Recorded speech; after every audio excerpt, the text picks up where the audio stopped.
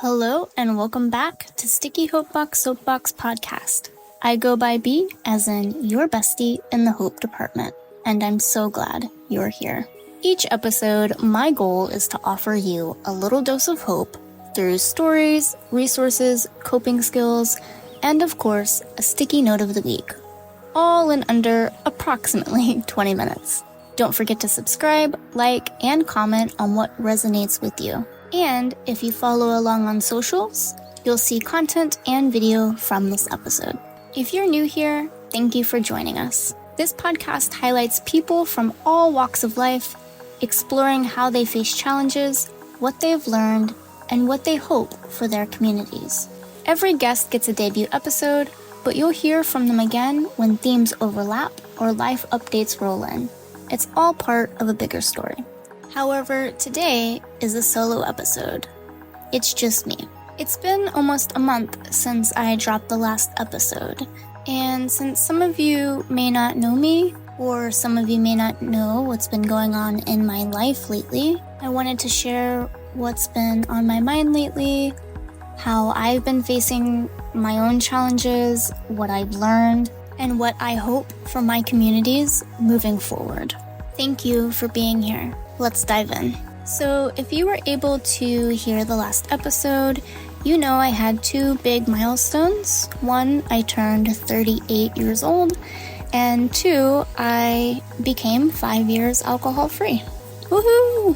While I would say the year leading up to my birthday and to my 5-year anniversary, meaning all of 37, and all of year 4 was probably the most life-altering and eye-opening year since I've been alcohol-free. Some of the bigger things that have happened this last year were moving to LA, going through a breakup of a long-term relationship, breaking my foot, the LA fires, getting into a subway transit accident 3 weeks after the fires, which reactivated major PTSD symptoms from a previous accident I was in 5 years ago. The driver of that accident 5 years ago and somebody I worked really closely with, as well as a college friend, died. And then, of course, all of the things that are happening in LA, in this country, and in the world. July ended up being a really, really good month for me personally. And because I had been feeling so helpless, like I couldn't help my community due to my own personal situations, experiences, I took the last month and focused on my local community of Los Angeles and my friends and my family. And it definitely has uplifted me and has given me so much more hope for our future as a whole. I know things look bleak right now. I know rights are being taken away left and right, and it's devastating, truly, to witness, to be a part of, and to not feel like there's anything that I or we can do. What I do know is that showing up for myself recently has helped me show up better for the communities that I care so much about. So if you're looking at the genocide that is happening, for example, or the ICE raids that are happening in cities that are far away from you, I encourage you to look at what you can do locally, either for your local communities or where you can find groups in your local community that are advocating for the more national or global issues that you are passionate about. We can't do this alone, and you are not alone in this pain, this frustration, this anger, this sadness that you might be feeling. It is widely felt, and there are things that we can do to continue to show up. In the last episode, episode 5, I briefly mentioned religious trauma. Well, turns out, a couple of weeks later after that episode, I found myself walking into a church for the first time by myself in many years. Why, you ask? I was looking for guidance and training on how to be a peaceful, nonviolent demonstrator, particularly for my neighbors and community who are being terrorized by ICE agents. And the church that was hosting this nonviolent, hands-on, or maybe it should be hands-off, workshop delivered. The room had people of all faiths, and they did some prayers and songs, and for the first time in a very long time, I felt at peace. They made me and everyone else feel welcome and empowered. Am I going to be running back to a church or a religion anytime soon? No. But I do know that I can now collaborate and partner with people who feel safe to me and who are also religious. Listen, I grew up Southern Baptist. I was a self-proclaimed Jesus freak. I could name every book in the Bible by heart. I went to Awanas. I trained for scripture like it was a sport because, you got prizes. I wanted to be good. I felt safe there. But at home, things were not good. And when my parents stopped going to church, I started searching for answers myself. I went to non-denominational churches, summer camps, worship services where I lifted my hands in praise. But when I finally got brave enough to share what was happening in my home, the real scary stuff, they brushed it off. They didn't believe, or they didn't want to believe what was happening. Later on, we learned that they had been stealing the tithe money. These people weren't acting like Jesus. They didn't love like him either. And when my mom died by suicide, they said she was going to hell. And I know that's not true, because she is sitting right here with me in this little heart urn, just chilling. Then when I started having queer friends and slowly came out as queer, that's when I saw the more religious friends and family drift away. I do still hold on to those Jesus freak values, right? He was a cool guy. It's just not through the same lens. I consider myself spiritual now. Truly, I just want everybody to treat people the way that they would like to be treated. I want peace and love and kindness and acceptance for all. Very much like who Jesus was. Did you ever wonder as a kid, would I have helped Martin Luther King, Anne Frank, Harriet Tubman? Would I have helped Jesus? I did, all the time. Here's what I've learned. You don't have to demonstrate or protest to make change. You don't have to scream to speak up. We all play different roles in this fight for freedom, for dignity, and for each other. What we can't afford to do is stay silent.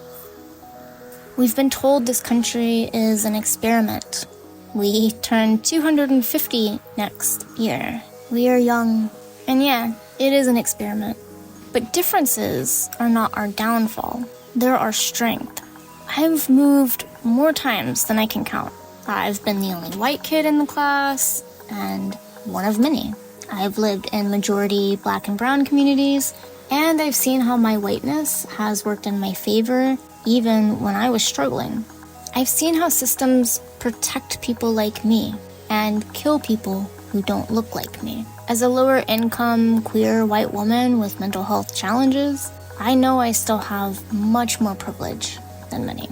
If you heard the trailer, you might remember me saying, "Distance breeds fear and proximity fosters care." I believe that wholeheartedly. Not just when it comes to people who look or who are different than us, but also when it comes to the fear of the unknown. If there's anything I've learned over the years, it's that our stories help us build bridges and maybe even find peace in a time when the world feels like it's burning. So what are some other ways that I'm trying to show up in my community? Well, I'm trying to buy local as much as possible. I am going to the library and have been getting library books, which has been so much fun.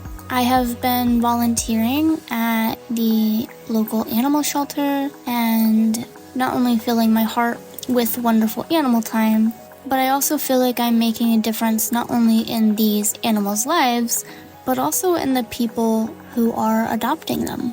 Generally, when somebody has something or someone to take care of, they tend to have more reasons to stay, more reasons to have hope. But I also volunteer for a survivors of suicide loss support group. This is a group that meets on Zoom, and it's actually all across the country. I've been co-facilitating this with 2 other amazing facilitators for the last 5 years. Survivors of suicide loss is a community I care very much about. There's a lot of stigma that comes with having lost someone to suicide, and there's a lot of shame and guilt that can occur. I've also been going to as many demonstrations as I can, learning and growing more and more each time. In order to show up and be present in these spaces, I have been able to take care of myself in ways I really didn't get to as a kid or in my 20s when there was so much going on in my life. For example, we didn't have the privilege of going to dentists when I was a kid. I remember only going once. I was around 7 years old, and that was to get fillings put in. So I really didn't get to see a dentist again until my mid-20s when things started to become really painful. The problem has always been lack of money or insurance to get things checked out health-wise. Luckily, since moving to Los Angeles, I have been able to find some programs that work with me based on how much I get paid and how much I can pay for services. Over the last 3 years, I have been working as a peer support specialist for 30 hours a week, but it's a 1099 contract, which means no benefits, taxes get taken out later, but I don't do it for the money. I do it because I'm very passionate about this work. If you don't know what a peer support specialist is, I recommend checking out episode 2 with Felicia, who used to be a peer support specialist and who explains it beautifully. When I say July was good to me, 2 of those reasons is because 1, I was able to finally schedule 2 surgeries to get my wisdom teeth out, as well as 2 other teeth out who have been affected by the years of my wisdom teeth being in my mouth when they probably shouldn't have been. And 2, I got a second job finally, and I am stoked. I only worked 30 hours a week at my peer support specialist job because that's the maximum amount that I can work. However, when I started this journey of working in mental health 5 years ago, I realized very quickly that I didn't want it to be my full-time job for my own mental health reasons. I have always strived for half mental health work and half work that is kind of involved in the events area. Honestly, I wasn't really picky, but I finally got a job with a company I've actually worked for before, and a job that I've done all over this country, which is essentially event staff / security de-escalation before it gets to the big security for big events, like professional and college sports games, concerts, and various events in venues all over Los Angeles. And assuming all goes well, and say I still live here in LA in 2028, I would be working the Olympics, and that is super cool. I recently got to work 2 events at the Forum and the Hollywood Bowl. My heart is in a much, much happier place now that I have this balance between working in mental health and working in events and having extra fun so I can keep this podcast going and not worry as much about paying rent and having enough money for groceries and my bills. It's a relief, and I'm grateful.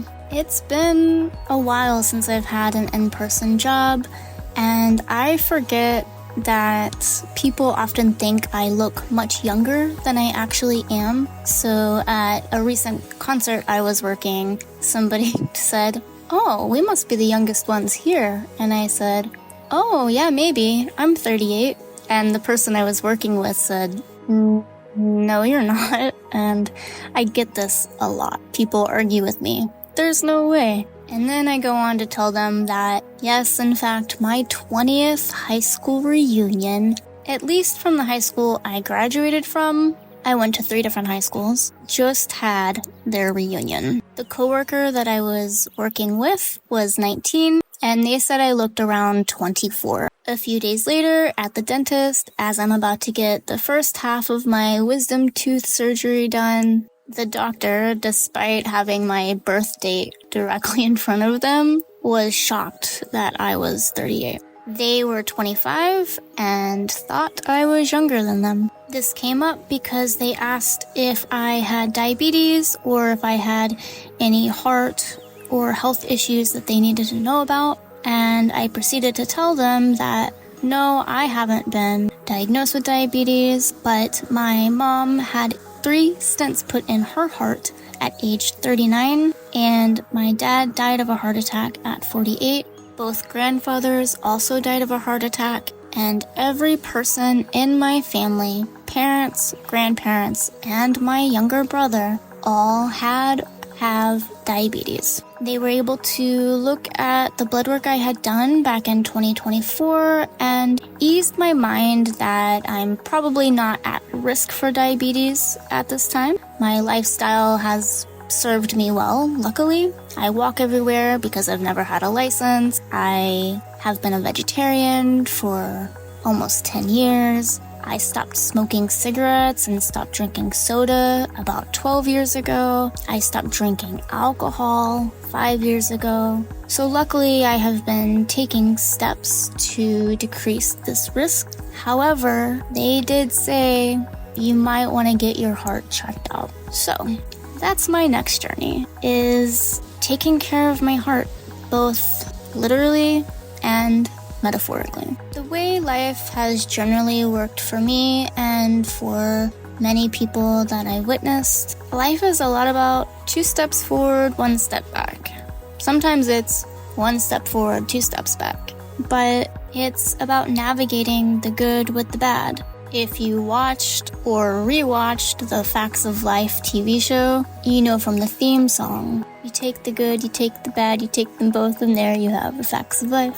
The facts of life. And not only does it apply to our personal lives, but also I think it applies to our country and the world as a whole. In many ways, we are moving backward from progress that we have made. However, that progress has still been made. 2 steps forward, 1 step back. There is always good with the bad. But we have made so much progress.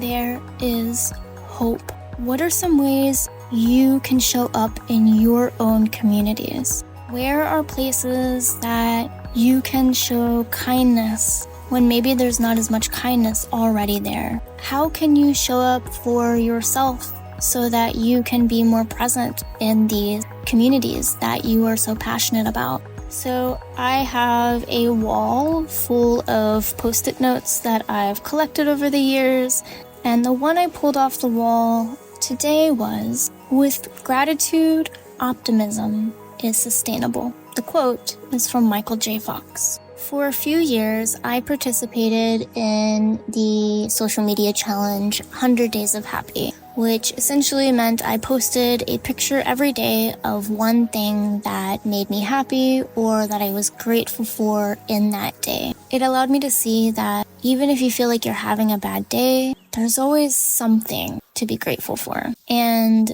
this practice really helped me solidify that. There is a lot of negative, there is a lot of really difficult things going on in this world, but there are also a lot of really, really good things happening and a lot of really, really good people. I encourage you to either do your own 100 days of happy or gratitude, or start a gratitude journal, or just think as you're sitting here listening, looking around your room, what's something I'm grateful for? What's an object I'm grateful for? Who is somebody that I am grateful for? I'm not talking about positive toxicity. I'm talking about taking the good with the bad.